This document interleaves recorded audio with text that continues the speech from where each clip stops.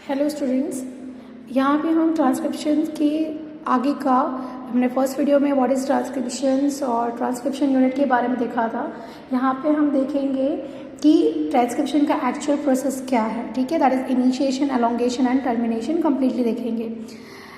यहाँ पे पहले हम ये देखेंगे कि हमने देखा था कि ट्रांसक्रिप्शन में सिर्फ डीएनए की एक ही स्ट्रैंड जो है, डीएनए की जो है वो एक ही स्ट्रैंड जो है वो एज ए टेम्पलेट वर्क करती है, जिसको हम एंटी सेंस स्ट्रैंड भी कह सकते हैं, क्योंकि उसकी अपोजिट स्ट्रैंड को हम क्या बोलते हैं, कोडिंग स्ट्रैंड। जो स्ट्रैंड पे एमआरएनए नहीं फॉर्म हो रहा है उसको हम क्या बोल रहे थे, कोडिंग स्ट्रैंड, और जिस स्ट्रैंड के ऊपर एमआरएनए फॉर्म हो रहा है उसको हमने क्या बोला था, टेम्पलेट स्ट्रैंड, या आप बोल सकते हो एंटी सेंस स्ट्रैंड। ठीक है, what you mean by gene? Gene का मीनिंग क्या होता है? ठीक है, जीन मतलब is a functional unit of inheritance, यानी segment of DNA. But segment of DNA बोलना, जीन को ऐसा डेफिनेशन देना, ये मेरे ख्याल से सही नहीं होगा, बिकॉज डीएनए का सीक्वेंस जो है वो टीआरएनए के लिए भी कोड करता है, आरआरएनए के लिए भी कोड करता है। ठीक है, तो यहाँ पे rather defining the gene as a segment of DNA, ठीक है, हम सेगमेंट ऑफ डीएनए को बोल देते हैं कि भाई जो सेगमेंट ऑफ डीएनए ट्रांसक्रिप्शन में इन्वॉल्व होता है उसको हम क्या बोलते हैं, सिस्ट्रॉन। हम बोल सकते हैं कि भाई segment of DNA, segment of DNA involve in transcription. ठीक है, तो यहाँ पे कंफ्यूजन नहीं होगा हमें कि भाई सिस्ट्रॉन और जीन क्या है। भाई जीन तो हम बोल रहे हैं भी सेगमेंट ऑफ डीएनए, ठीक है, जो कि कोड कर रहा है। ठीक है, लेकिन यहाँ पे वो सेगमेंट ऑफ डीएनए जो है वो आरएनए को भी, टीआरएनए को भी कोड कर रहा है, आरआरएनए को भी कोड कर रहा है। ठीक है, तो उसको भी हम जीन ही बोलेंगे। तो यहाँ पे rather defining transcription DNA segment, जिसमें से हम ट्रांसक्रिप्शन करवा रहे हैं, हम सिस्ट्रॉन वर्ड यूज़ कर लेते हैं ना। हमें पता है कि जो यूकैरियोट है वो मोनोसिस्ट्रॉनिक होते हैं और जो प्रोकैरियोट है वो पॉलीसिस्ट्रॉनिक होते हैं। ठीक है, मोनोसिस्ट्रॉनिक मतलब कि एक डीएनए के सेगमेंट में से सिर्फ एक ही क्या होता है, एमआरएनए फॉर्म करता है, और पॉलीसिस्ट्रॉनिक मतलब कि एक डीएनए के सेगमेंट में से क्या होता है, एक से ज़्यादा एमआरएनए फॉर्म होते हैं। ठीक है, अब प्रोकैरियोट की बात करें हम, तो प्रोकैरियोट के अंदर उनके पास खाली एक ही टाइप का आरएनए पॉलीमरेज होता है, एक ही टाइप के आरएनए पॉलीमरेज एंजाइम होता है जो सारे टाइप के आरएनए का सिंथेसिस करते हैं, जबकि हमारे यूकैरियोट में ऐसा होता नहीं है। ठीक है, एक ही आरएनए जो पॉलीमरेज है उसके पास 5 पॉलीपेप्टाइड चेन होती है, that is beta, beta dash, alpha, alpha and sigma. ठीक है, ये 5 टाइप के क्या होते हैं इनके पास, आरएनए 5 क्या कहते हैं, पॉलीपेप्टाइड चेन होती हैं प्रोकैरियोटिक आरएनए पॉलीमरेज के अंदर। ठीक है, इसके अंदर सिग्मा जो पेप्टाइड है, जिसको सिग्मा फैक्टर बोल रहे हो, ठीक है, और दूसरा जो है कोर एंजाइम है। तो सिग्मा फैक्टर और कोर एंजाइम दोनों मिलके क्या बना रहे हैं, आरएनए पॉलीमरेज। और ये आरएनए पॉलीमरेज अकेला ही कैपेबल है catalysing the process of elongation. ठीक है, तो यहाँ पे आरएनए पॉलीमरेज के अंदर ये जो इसके फैक्टर्स है, सिग्मा फैक्टर्स और रो फैक्टर, ये ट्रांजिएंटली एसोसिएट होते हैं, मतलब वो अपना काम करते हैं फिर निकल जाते हैं। भाई सिग्मा फैक्टर ने शुरुआत कर दी, टर्मिनेट फैक्टर ने क्या कर दिया, ट्रांसक्रिप्शन का एंड कर दिया।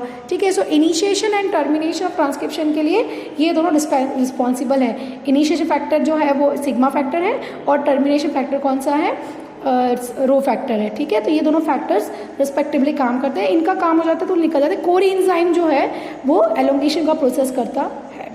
तो ये 3 factor, this factors alter the specificity of RNA polymerase to either initiate और टर्मिनेट।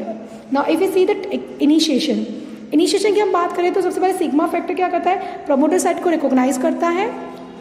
ठीक है, अब वो कैसे रिकॉग्नाइज करता है, ठीक है, जहाँ पे ये प्रमोटर साइट है उसके लगभग 10 नाइट्रोजन बेस के पहले एक स्टार्टिंग पॉइंट होता है, जो कि लगभग एक this is the sequence of 6 base pair, sequence of 6 base, that is TATAAT। ठीक है, और इसको बोलते हैं हम प्रिब्नो बॉक्स। ठीक है, इसे क्या बोलते हैं हम, प्रिब्नो बॉक्स। क्लियर? नाउ अब प्रमोटर साइट पे क्या होगा, मान लो प्रमोटर से रिकॉग्नाइज हो गई है, उसके बाद आरएनए पॉलीमरेज आएगा, वो क्या करेगा, हाइड्रोजन बॉन्ड को ब्रेक करेगा। ठीक है, किसके, डीएनए स्ट्रैंड की, और जिससे 2 डीएनए स्ट्रैंड क्या होंगी, सेपरेट हो जाएंगी। जैसे ही 2 डीएनए स्ट्रैंड सेपरेट हो जाएंगी, राइबो न्यूक्लियोटाइड ट्राइफॉस्फेट, यानी कि adenosine triphosphate, guanosine triphosphate, uridine triphosphate, cytidine triphosphate, ये आएंगे और with the help of GTP यानी एनर्जी, जीटीपी से मिलती है यहाँ पे, with the help of GTP, ठीक है, ट्रांसक्रिप्शन प्रोसेस क्या होगा, स्टार्ट होगा। अब क्या होगा, अब ये RNA polymerase according to the, हमने पहले ही पढ़ा था कि भाई जैसे रेप्लिकेशन का प्रिंसिपल है कॉम्प्लीमेंटारिटी, वैसे ट्रांसक्रिप्शन का भी प्रिंसिपल क्या है, कॉम्प्लीमेंटारिटी ही है। मतलब जो अकॉर्डिंग जो बेस सीक्वेंस जो है वो डीएनए पे होगी, उसका कॉम्प्लीमेंट्री बेस जो है वो आरएनए की सीक्वेंस में ऐड होता रहेगा, ठीक है। तो यहाँ पे आरएनए पॉलीमरेज जो है वो फॉस्फोडाइस्टर बॉन्ड बनाएगा राइबोन्यूक्लियोटाइड के बीच में, फिर ये सिग्मा फैक्टर क्या हो जाएगा, अलग हो जाएगा। कोर एंजाइम जो है वो moves along the antisense strand, मतलब कि टेम्पलेट स्ट्रैंड पे कोर एंजाइम मूव करेगा और टर्मिनेटर साइड पे पहुंच जाएगा। जैसे ही वो टर्मिनेटर साइड पे पहुंचेगा, ठीक है, रो फैक्टर वहाँ पे आ जाएगा और इसको कर देगा, टर्मिनेशन कर देगा। टर्मिनेटर साइड पे जो हम कैसे रिकॉग्नाइज, मतलब कैसे रिकॉग्नाइज होता है टर्मिनेटर साइड, टर्मिनेटर साइड पे बेटा नाइट्रोजन बेस जो प्रेजेंट होती है वो एक पैलिंड्रोमिक सीक्वेंस होती है। मैं आपको बता दूं पैलिंड्रोमिक सीक्वेंस क्या होती है। पैलिंड्रोमिक सीक्वेंस जिसको आप फॉरवर्ड डायरेक्शन और बैकवर्ड डायरेक्शन में पढ़ो और वो सेम हो, उसको हम बोलते हैं palindromic sequence. For example Malayalam, Malayalam,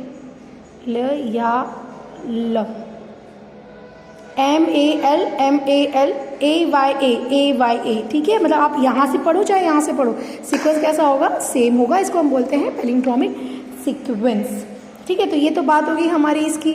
अब हम बात करते हैं ट्रांसक्रिप्शन, ठीक है, जो है उसका प्रिंसिपल हमने पहले देख लिया बेटा,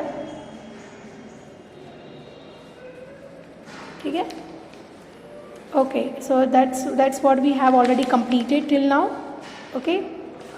तो ये हमारा हुआ ट्रांसक्रिप्शन प्रोसेस के बारे में।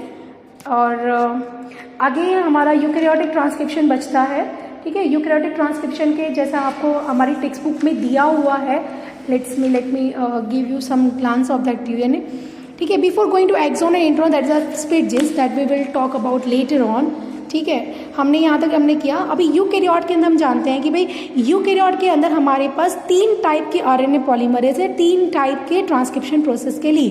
जैसे आरएनए पॉलीमरेज 1 जो है वो आरआरएनए, जिसमें 28 RNA, 18S RNA, 5.8S RNA. RNA polymerase 3 जो है वो tRNA, 5S RNA, SN RNA, और यानी कि स्मॉल न्यूक्लियर आरएनए। और आरएनए पॉलीमरेज 2 जो है वो एमआरएनए फॉर्म करता है, जिसको हम हेट्रोजेनस न्यूक्लियर आरएनए भी कहते हैं। इसके अंदर भी क्या होता है, क्योंकि मोनोसिस्ट्रॉनिक है बेटा, तो सिर्फ एक ही टाइप का आरएनए फॉर्म होता है, ठीक है।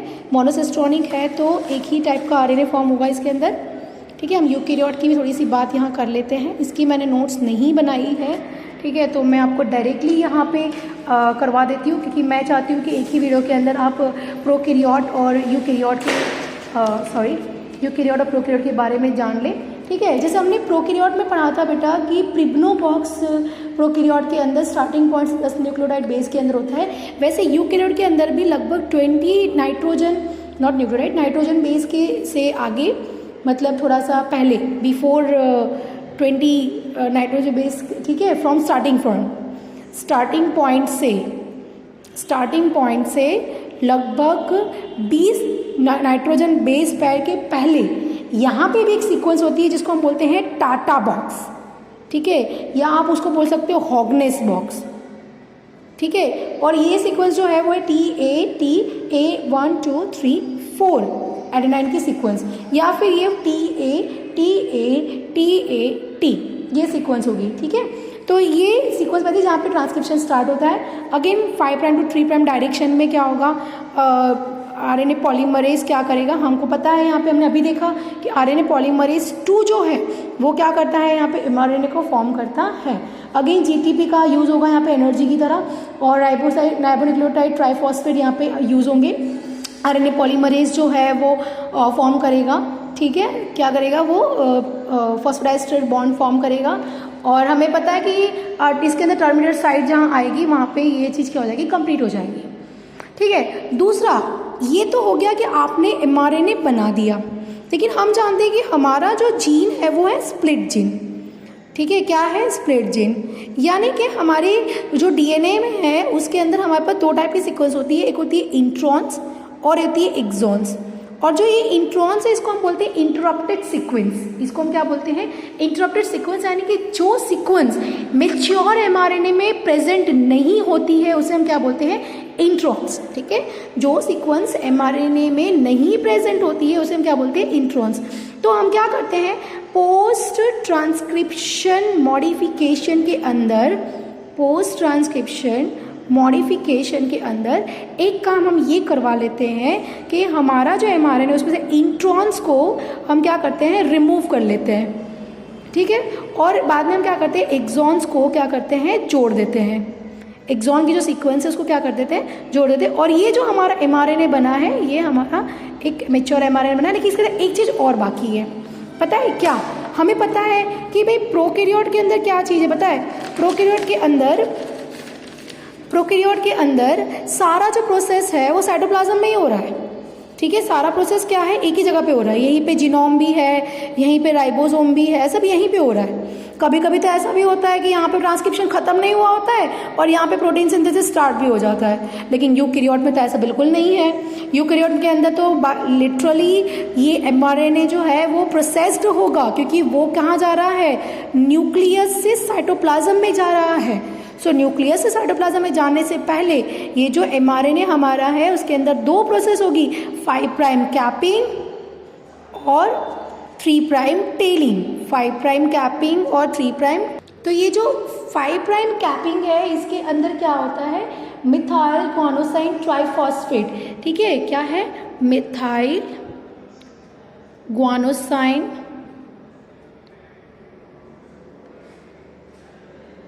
GUANOSIN ग्वानोसाइन ट्राइफॉस्फेट, ठीक है।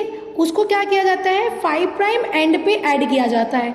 और 3 प्राइम टेलिंग में क्या होता है, लगभग 200 से 300 जो एडिनाइलेट रेसिड्यूज है, एडिनाइलेट रेसिड्यूज हैं जो, ठीक है, वो क्या किए जाते हैं, ऐड किए जाते हैं यहाँ पे एंड में।